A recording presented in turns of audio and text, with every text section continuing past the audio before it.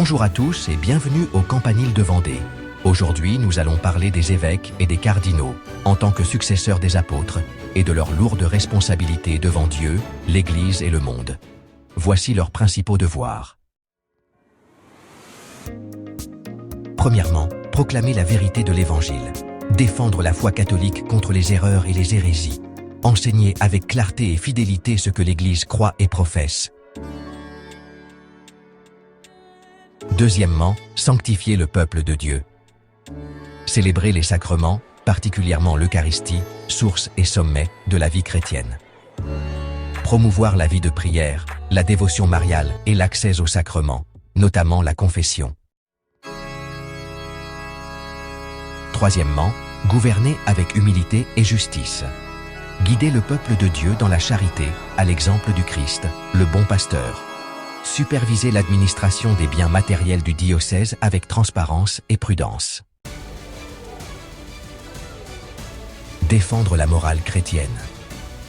Promouvoir et vivre personnellement la vertu de chasteté, de pauvreté et d'obéissance selon son état de vie. Condamner les pratiques immorales et défendre la dignité de la personne humaine de la conception jusqu'à la mort naturelle. Être un exemple de sainteté. Témoigner par sa vie de l'amour du Christ et de l'Église. Éviter tout comportement qui pourrait causer un scandale, une confusion ou déshonorer le peuple de Dieu. Ce qu'ils ne doivent pas faire.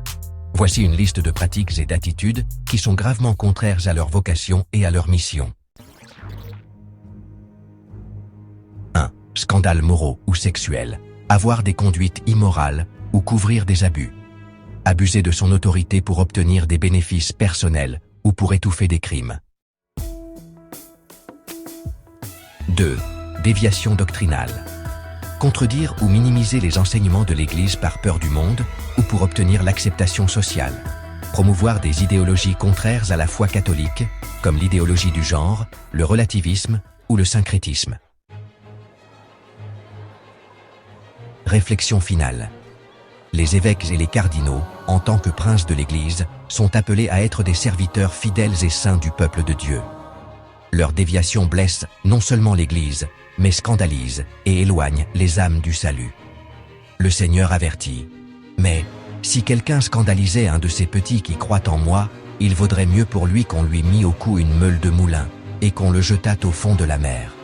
Matthieu 18, 6. C'est pourquoi nous devons prier pour nos pasteurs, afin qu'ils soient nés fidèles au Christ, et vivent selon leur très haute vocation, en nous souvenant qu'ils rendront compte de leurs âmes et des nôtres devant le jugement de Dieu. Hébreux 13, 17. Et dans la première lettre de Jean 2, 19, il est dit « Ils sont sortis du milieu de nous, mais ils n'étaient pas des nôtres, car s'ils eussent été des nôtres, ils seraient demeurés avec nous. Mais ils sont sortis, afin qu'il fût manifesté que tous ne sont pas des nôtres. »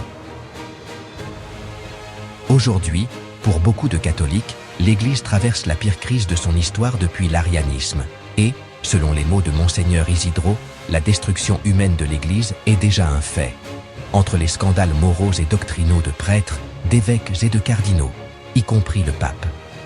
Ajoutez à cela, le silence complice de la plupart des évêques et des prêtres, nous arrivons à la conclusion que le mystère d'iniquité est une réalité de notre temps, mais nous parlerons du mystère d'iniquité dans notre prochaine émission.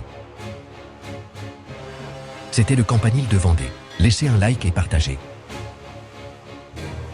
Au revoir chers guerriers du Seigneur, et que Dieu vous bénisse.